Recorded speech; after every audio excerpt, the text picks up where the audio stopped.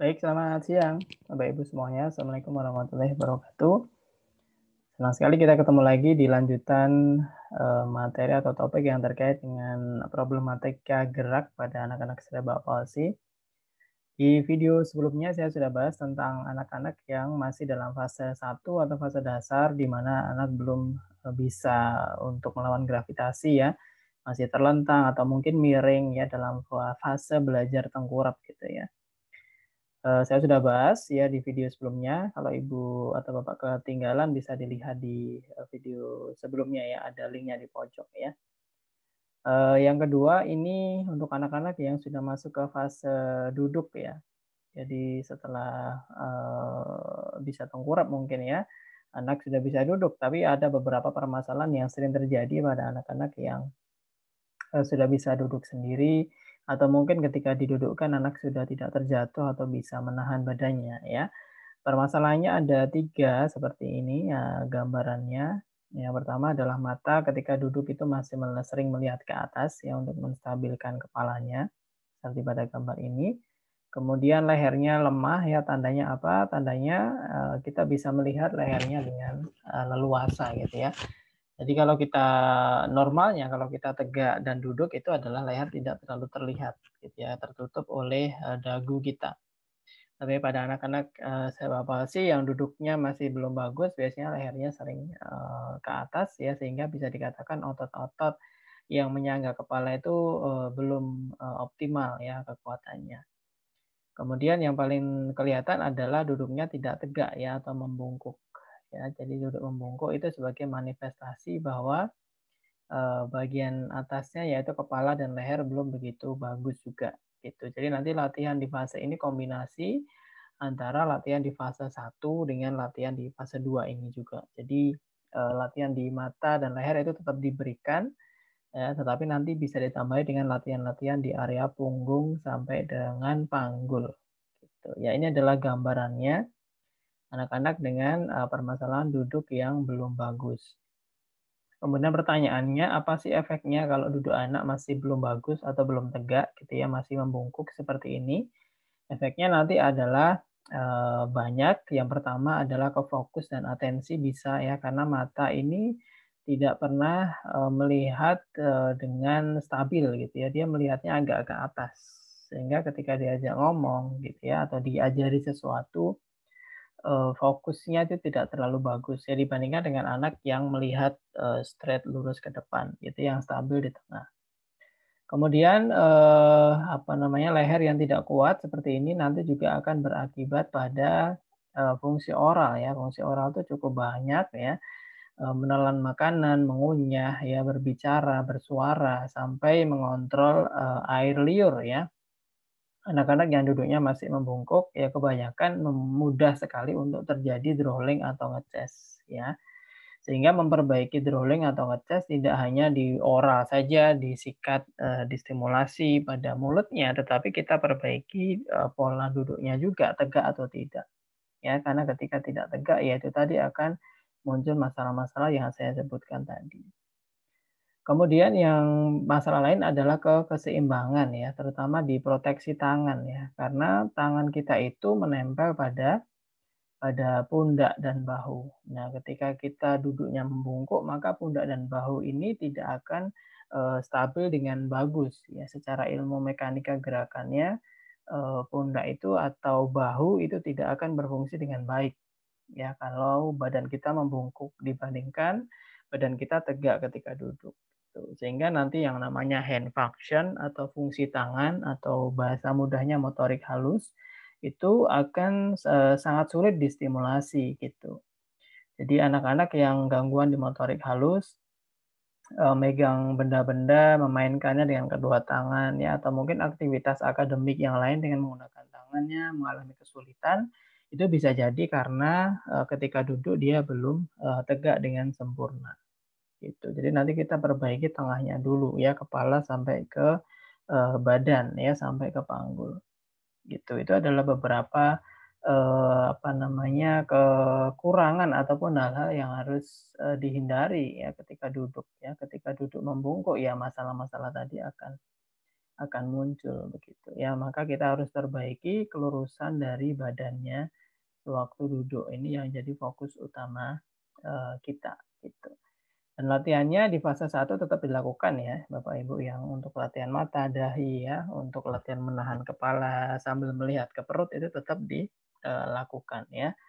Dan kita akan coba buka latihan-latihan apa yang kita bisa berikan di fase 2 ini. Ya, latihan yang fase 1 tetap diberikan, lalu Ibu, Bapak lakukan juga, tetap lakukan masas pada punggung ya.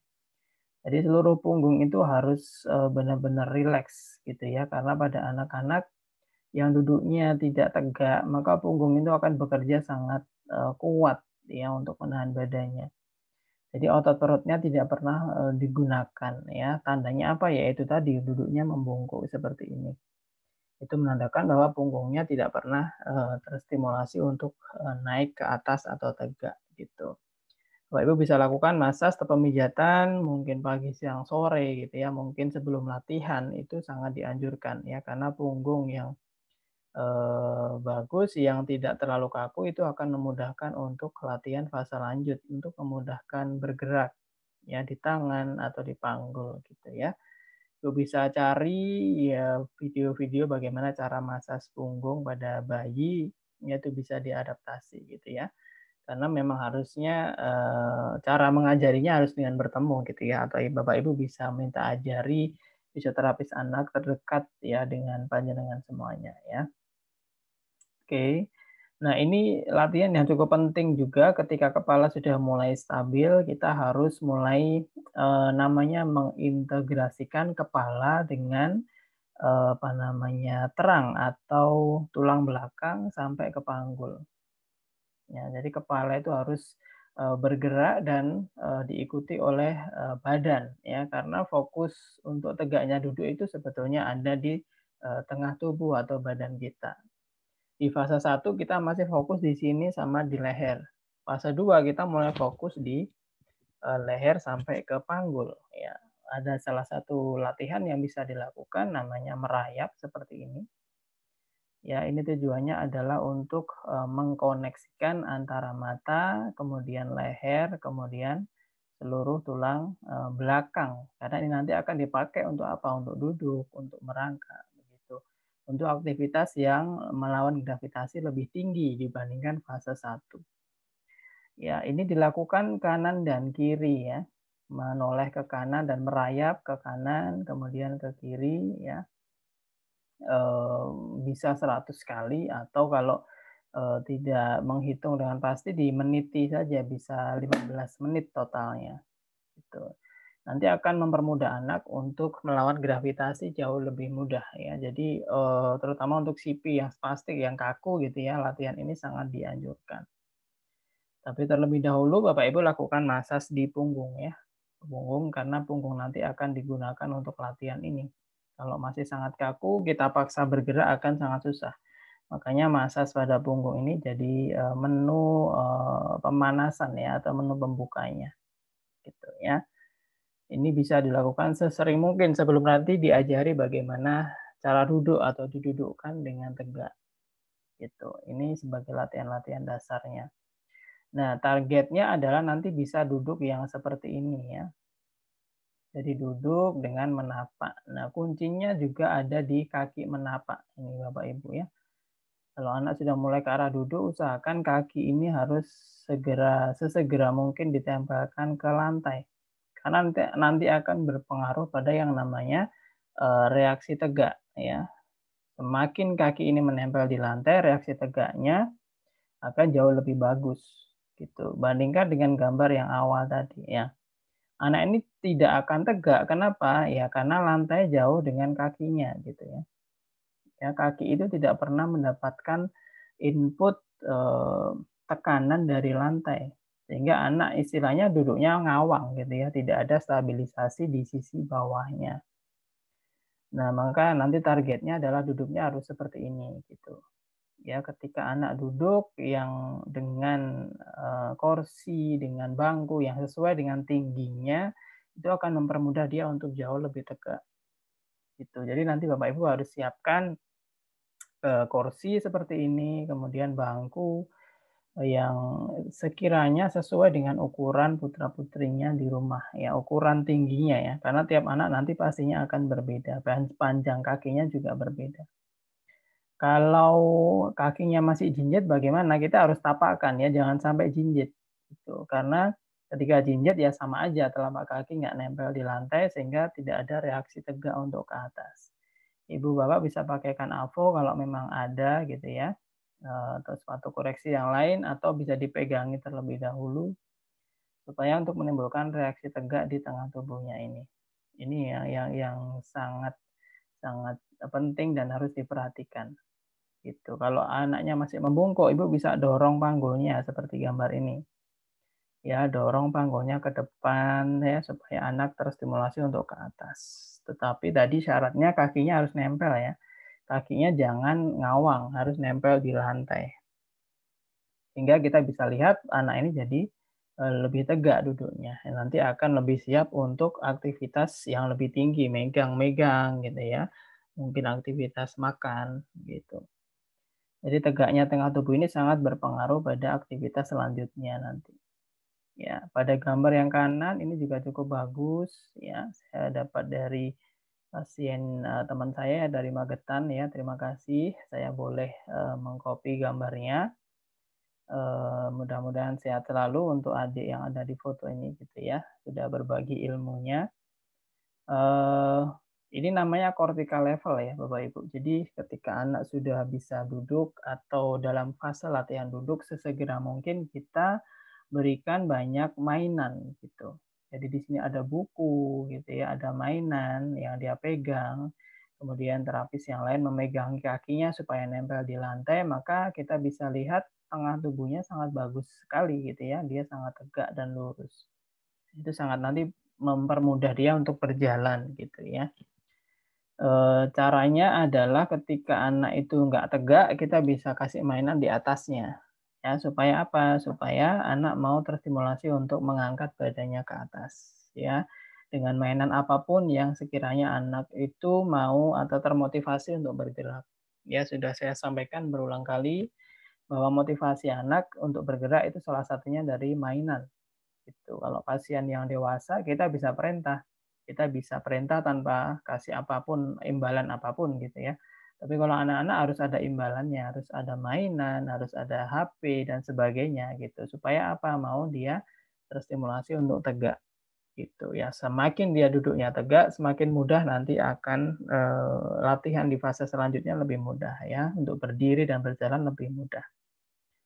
Ya, itu kurang lebih yang bisa saya bagikan di gambar ini ya. Kesimpulannya adalah posisikan anak duduk yang tidak membungkuk, harus tegak ya. Dengan syarat seperti ini ada meja atau kursi yang anak bisa duduk dan menempel di lantai kedua kakinya ya. Kemudian ini beberapa alat bantu ya, contoh-contohnya ya, alat bantu yang memungkinkan anak untuk duduk dan tetap tegak gitu ya. Bisa juga kalau usianya masih kecil seperti ini, ya, intinya adalah duduknya harus, benar-benar tegak gitu ya. Nah, pada anak-anak CP yang dipelegi terutama ya, usahakan menghindari duduk yang di lantai terlalu lama Bapak Ibu ya. Duduk di lantai yang terlalu lama itu akan satu, membuat anak lebih mudah membungkuk, ya. Jadi lebih optimal untuk duduknya di meja atau kursi seperti ini. Ya, sepertinya, repot gitu ya, kita harus bikin meja atau beli meja atau kursi, tapi ya manfaatnya jauh lebih besar gitu. Anak jauh lebih aktif, tangannya lebih banyak bergerak gitu, dan nanti prognosis atau, kemudahan dia dalam berdiri dan jalan lebih lebih mudah karena kaki ini sudah terstimulasi dari awal untuk menempel di lantai, sehingga nanti ketika dibawa ke berdiri tidak jinjit, tidak menyilang, tidak kaku, seperti itu. Tapi kalau anak-anak yang setiap hari banyak melakukan posisi duduk di lantai yang seperti ini, gitu ya, nanti, duduknya akan jauh lebih, cenderung ke arah membungkuk dan kakinya terlipat ya, terlipat dan akhirnya nanti jinjit gitu ya. Kalau berdiri tiba-tiba kaku dan menyilang gitu ya, karena apa? Karena posisinya sudah, dibiarkan terlalu lama di bawah, di lantai gitu. Jadi, boleh sih duduk di lantai, tapi ya tidak terlalu lama ya. Untuk eksplorasi merangkak itu nanti boleh ya, tapi terlalu lama di lantai juga tidak bagus ya, karena kaki tidak pernah dapat stimulasi untuk menekan lantai dalam posisi duduk, gitu. Ketika didudukkan di kursi roda atau stroller juga harus diperhatikan adalah tegaknya punggung ya, jangan sampai duduk tapi tetap membungkuk, jadi sama saja nanti tidak ada hasilnya. Ya, jadi membungkuk kemudian kaki dilipat seperti ini itu harus dikurangi atau bahkan dihindari. Karena kita mengatur posisi supaya anak itu lebih akrab dengan gravitasi ya, duduk yang tegak, kedua kaki nempel sambil bermain dengan kedua tangannya, itu nanti juga mempermudah gerak plus melatih kognitif ya atau kecerdasan bergeraknya gitu. Oke, ini fase 3 nanti di video selanjutnya ya. Jadi intinya di fase 2 ini Bapak Ibu tetap melakukan latihan di fase 1 ketika mata dan leher itu belum optimal dan belum begitu bagus gitu ya. Kalau anak sudah siap untuk didudukkan atau dalam fase usia duduk, bisa duduk sendiri atau didudukkan tapi masih agak membungkuk itu boleh masuk ke fase 2 ya. Tadi dimasas dulu punggungnya, kemudian lakukan latihan merayap yang banyak supaya punggungnya tidak kaku. Kemudian didudukkan di kursi atau meja dengan kedua kaki menapak di lantai. Ya ukurannya harus pas supaya anak terstimulasi untuk tegak ya. Setelah mulai tegak kasih aja mainan di depan atau di atasnya untuk ngambil, untuk masukkan keranjang, ngambil masukkan keranjang seperti itu supaya dia latihan untuk melawan gravitasi jauh lebih optimal ya, dan usahakan hindari posisi duduk yang seperti ini di lantai membungkuk, kedua kaki dilipat gitu ya, nanti akan mempersulit dia dalam fase berdiri dan berjalan. Ya, itu fase 2 Bapak Ibu ya. Terima kasih, nanti kita akan sambung lagi di fase 3 untuk anak-anak yang permasalahan di kaki dan permasalahan berdiri dan berjalan ya. Untuk pertanyaan silakan bisa di-chat di kolom komentar. Untuk lebih detail bisa WA saya, nanti akan saya sampaikan di deskripsi untuk nomor WA. Terima kasih Bapak Ibu, semoga bermanfaat. Bila ada kekurangan datangnya dari saya, bila ada kelebihan datangnya dari Allah Subhanahu wa taala. Terima kasih. Wassalamualaikum warahmatullahi wabarakatuh.